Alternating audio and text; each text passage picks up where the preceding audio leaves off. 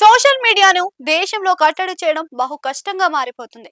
Social media అన్నది ఒక బ్రహ్మాండమైన ఆయుధం. ఇది వరకు ఎవరైనా తమ టాలెంట్ ని బయట పెట్టుకోవాలి అంటే మీడియాను ఆశ్రయించాల్సి వచ్చేది. కానీ సోషల్ మీడియా వచ్చాక ఎవరికి వారుగా తాము ప్రపంచంతోనే కనెక్ట్ అయిపోతూ ఉన్నారు. టాలెంట్ ఉంటే ఆకాశమే హద్దుగా అవకాశాలు అందుకుంటున్నారు.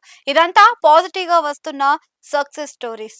నాణానికి రెండో వైపు చూస్తే కనుక సోషల్ మీడియా వల్ల ఓవర్ నైట్ పాపులర్ కావాలని ఆలోచించేవారు అంతా రెచ్చిపోతున్నారు. ముఖ్యంగా సెలబ్రిటీస్ ని టార్గెట్ చేసుకొని పోస్టులు పెడుతూ ఉన్నారు. రాజకీయాల మీద ఎంతవరకు అవగాహన ఉందో తెలియదు కానీ విమర్శల పేరుతో అనుచితమైన వ్యాఖ్యలు చేస్తున్నారు. ఈ క్రమంలో సోషల్ మీడియా హద్దులు ఏమిటో ఉప ముఖ్యమంత్రి పవన్ కళ్యాణ్ తన తాజా వీడియో సందేశం ద్వారా జనాలకు వివరించారు. ఆధారాలతో చేసే సాహోతకమైన విమర్శలకు ఎప్పుడు ఆహ్వానం ఉంటుందని, అదే సమయంలో రెచ్చిపోయి బ్యాడ్ పోస్టింగ్ పెడితే, బ్యాడ్ లాంగ్వేజ్ ఉపయోగిస్తే మాత్రం కఠినంగా వ్యవహరిస్తామని హెచ్చరించారు. ప్రభుత్వాన్ని ప్రశ్నించవద్దు అని ఎవరు అనడం లేదని, కానీ పరిమితులు మించి భాష ఇవన్నీ కూడా తెలుసుకోవాలని పవన్ ఇచ్చిన సందేశం మీద చర్చ మొదలైంది.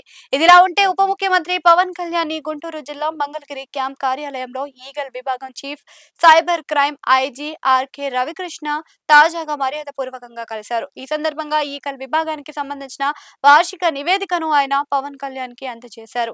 రాష్ట్రంలో గంజాయి డ్రగ్స్ నివారణకు ఈగల్ విభాగం తీసుకుంటున్న చర్యలను వివరించారు. అలాగే ఈ విషయం ఈగల్ విభాగంలో సాధించిన ఫలితాలను కూడా నివేదికలు పొందపరిచినట్లుగా తెలిపారు.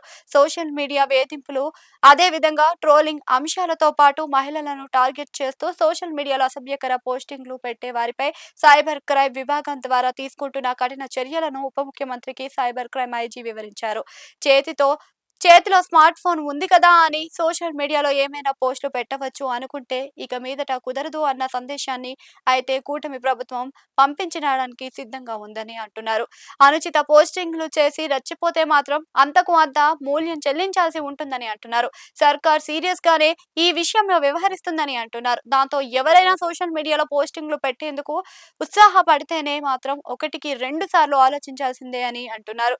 ఇదిలా ఉంటే ఉప ముఖ్యమంత్రి వద్దకు సైబర్ క్రైమ్ ఐజీ వెళ్లడం, ఈ విషయాల మీద చర్చించడం పట్ల ఆసక్తి వ్యక్తమవుతుంది. పవన్ కి సంబంధించిన శాఖలు ఇవి కాకపోయినా ఆయన ఉప ముఖ్యమంత్రి హోదాలో ఉన్నారు. అయితే అంతేకాదు సోషల్ మీడియాలో అనుచిత పోస్టింగ్ల పట్ల ఆయన గట్టిగానే ప్రభుత్వం ఉండాలని నిర్ణయించుకున్నారు. దాంతో ఈ భేటీకి విశేష ప్రాధాన్యత ఏర్పడుతుంది అని అంటున్నారు.